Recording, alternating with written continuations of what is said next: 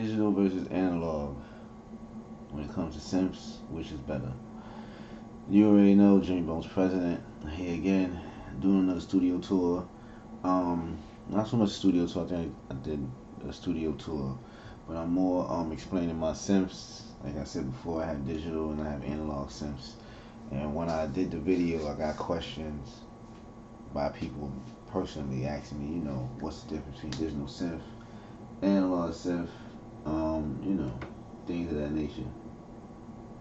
So I wanted to explain what's the difference between the digital synth and the analog synth, and how they sound, and what I use them for. I like to use each thing for a specific job.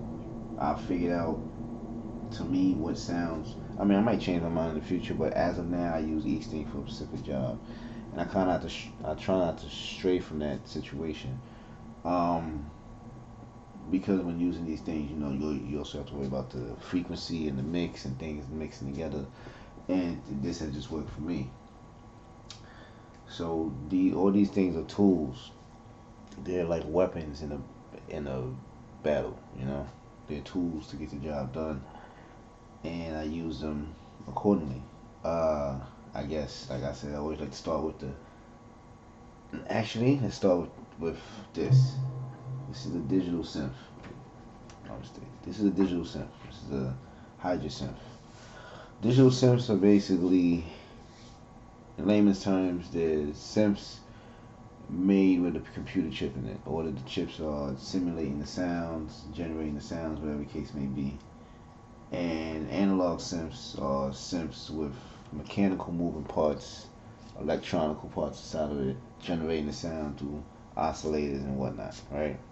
I don't know the exact science of it all, but that's basically it. Basically, one has a computer chip, one doesn't have a computer chip. Then there's a hybrid. Actually, it's a hybrid. I've reached towards this when I said analog, but this is a hybrid synth. Hybrid synth is digital and analog, and each hybrid synth, from what I've known right now, they all act a little different. Some hybrid synths are more analog than digital. Some are more digital than analog. Some are both, and some, you can layer the sounds. You usually can layer the sounds more or less, and route the sounds to reach each other. That's what this does. I could layer the sounds, split them up, do all types of stuff. One side digital, one side analog, and then forgot about something. There's monophonic synths and digital synths. Monophonic synths, you play one note at a time. For instance, this is a monophonic analog synth, one note at a time. So, as you can see for my hands, if I press this button, nothing's happening. See? Ain't nothing happening.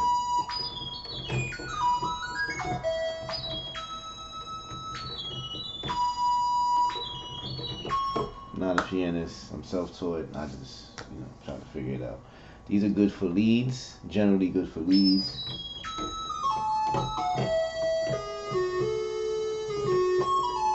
You hear that sound? It's that Dr. Dre.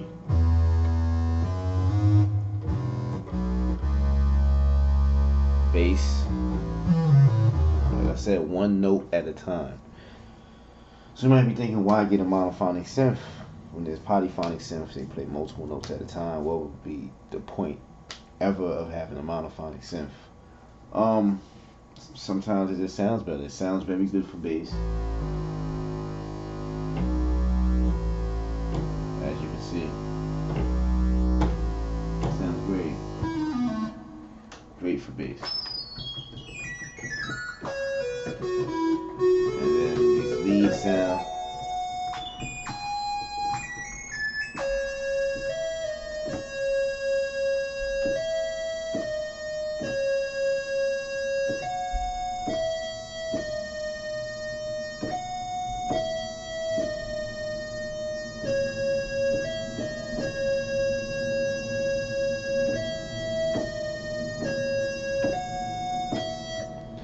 That's this monophonic synth right here, known as the Model D. Can you see?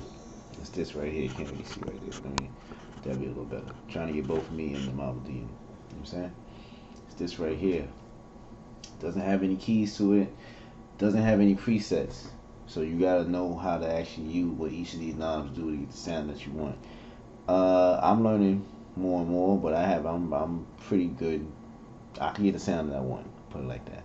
I don't touch none of the knobs no more. I got it to the calibrations that I want, and I leave it just like that. So if I want bass.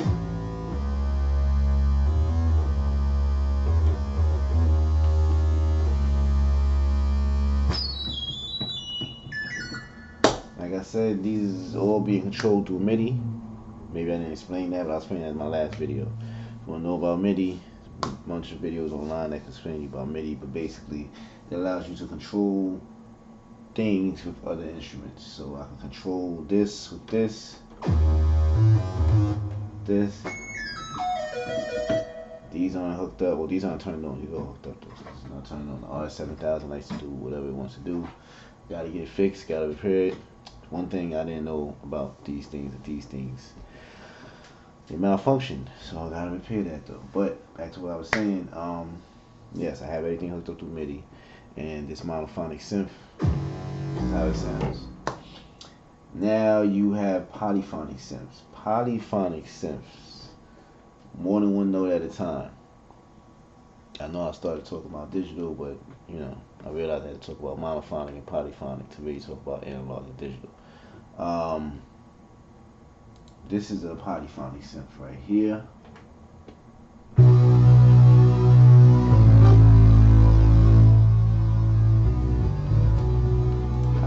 Very strong. See? Polyphonic.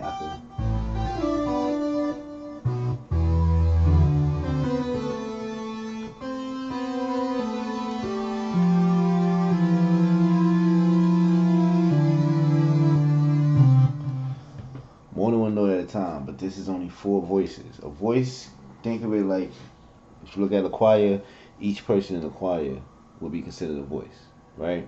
So you think of this, look at this like each key is like a person in a choir. This is only 4 voices, so I can only play 4 notes before it doesn't pick up anymore, as you can see.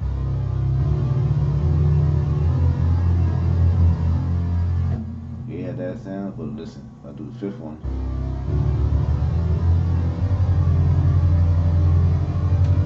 See? Now it's just these, now it's just this.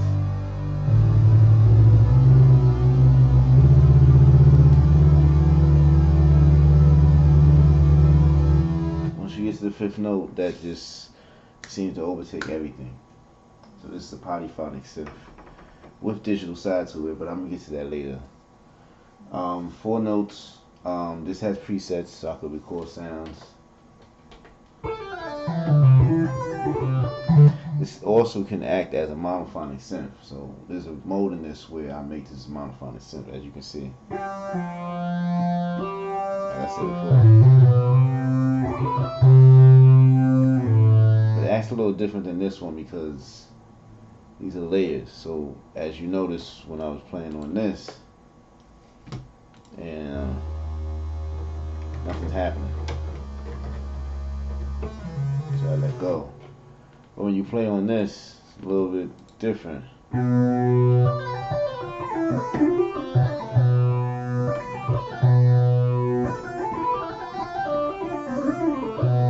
See? So they act a little bit differently. This might be paraphonic, but it's definitely, I could turn this into monophonic if I want, I believe.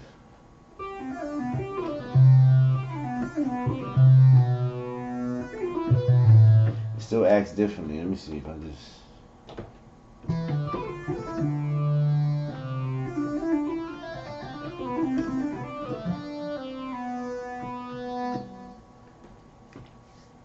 That's the difference between this monophonic synth and this monophonic synth. They act different. And synths act differently. You know, the oscillators and the filters, they all have different characteristics which change everything. These are oscillators actually, point to the one part. These are filters over here, envelopes, everything, LFO. You know?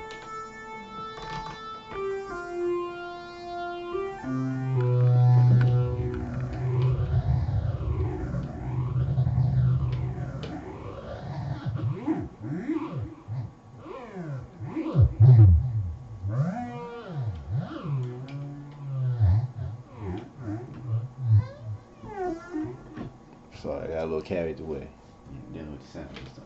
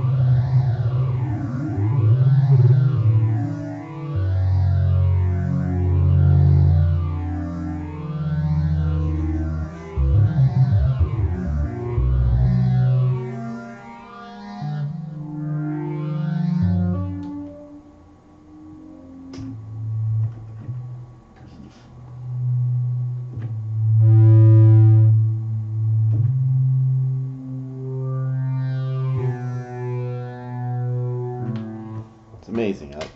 I love it. This is just the analog side. Then you have digital synths. So digital synths, like I said, they have a chip inside of it. So a lot of times they can simulate more voices. Not sure how many voices this has. The Hydrosynth has a few voices in it. Let's see. How many voices Hydrosynth? Oh, this only has 8. Okay. So the Hydrosynth actually doesn't have as many voices as most digital synths. Most digital, this is the Hydrosynth Explorer. This is not the deluxe or the regular version or the module. So this only has 8 voices. So when you play something like this,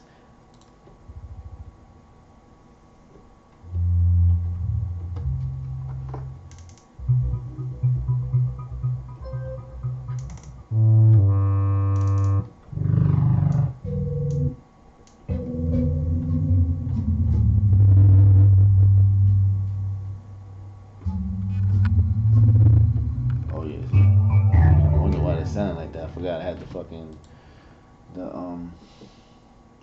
my bad. The octave down. So octave, for those who don't know, is like you lower the pitch of the vocals of the synth.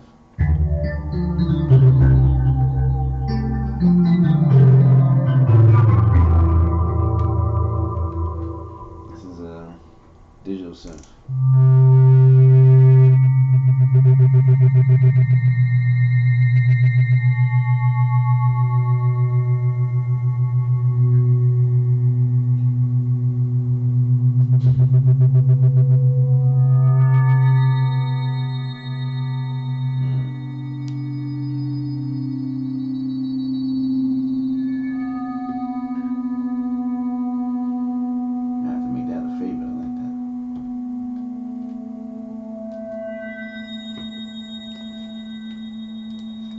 This is dope. See? Sometimes you just get caught up in these synths, man.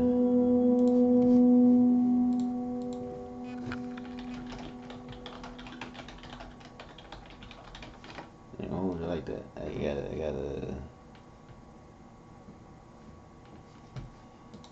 gotta save that one.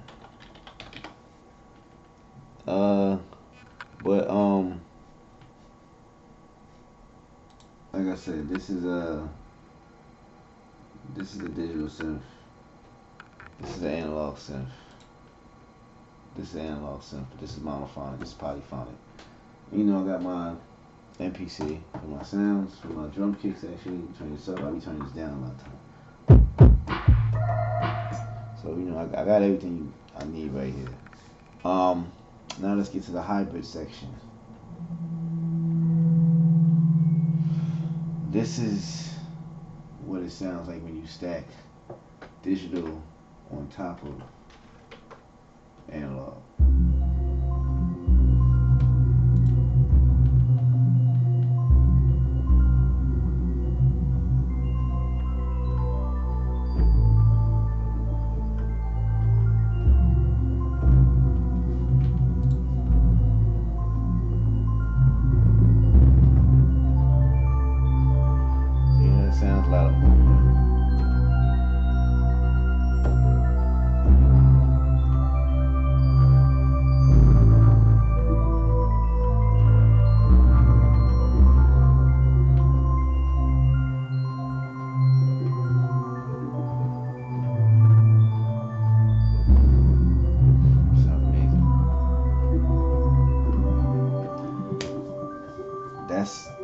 everything stacked on top of each other.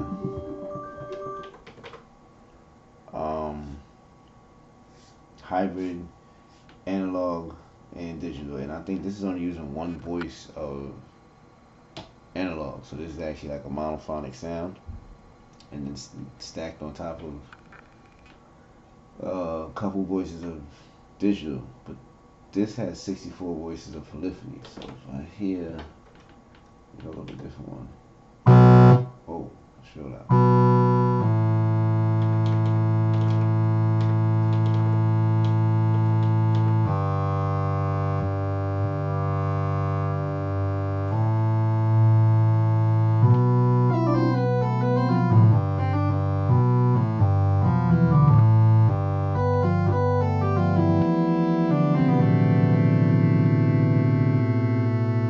See, every time I take my finger off a note, the sound actually changes, as opposed to when it's on the analog side, it's only like up to like 4, and then I put my finger on the next note, and it goes away. This, like I said, it has, I think, 64. I'm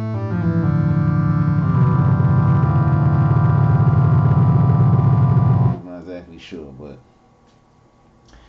so yes, that is the difference between the analog digital synth. What do I use them for? Well, usually I use this as bass, like the main bass, leads, pads, chords. I use this for pads, leads, evolving sounds sometimes too. Not so much bass on this. Excuse me. This purely bass and leads. Mainly like the either the main sound or the hook. You know, the little switch up, the transition sound. And also, I also use this on samples. I don't use these when I'm using samples. I might use it if the bass is not strong enough, I'll use this. But I like to use these on samples. I feel like it just, a lot of the samples that I use are like old school samples. So sometimes they have like a monophonic sound, or it's just a lot of sounds that's going on. So when you merge the sounds together, compress everything, it you know, you don't have a lot of frequencies left. You don't want to mess up the mix and everything sounds muddy or just clashing together. So a lot of times what I've found is this, out of all my synths and my instruments, is the main thing that cuts through the bass. I mean, it cuts through the mix when I use samples. From what I found so far, I haven't figured out how to get this to work with synths. Sometimes like a lo-fi vibe or just like a little thing going there. Sometimes with this too though, but it's never anything that really distinguishes the sound. It like adds on to it a little bit, adds a little more flavor to the sample when I use these. But when I use this actually distinguishes the sample as its own beat. This is a you know, recreation of a Moog. So you know, this, like I said, it's that Dr. Dre sound that we're used to.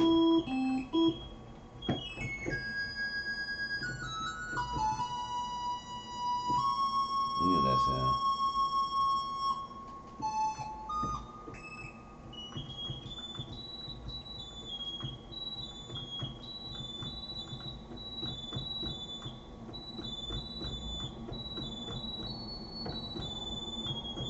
Hold up, I almost got it. I almost got it. You know what I'm doing here.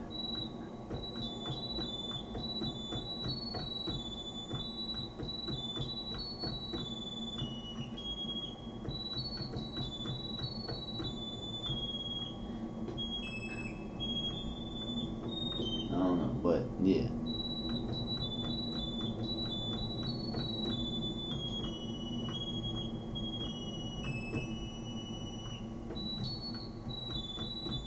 I'm messing up, but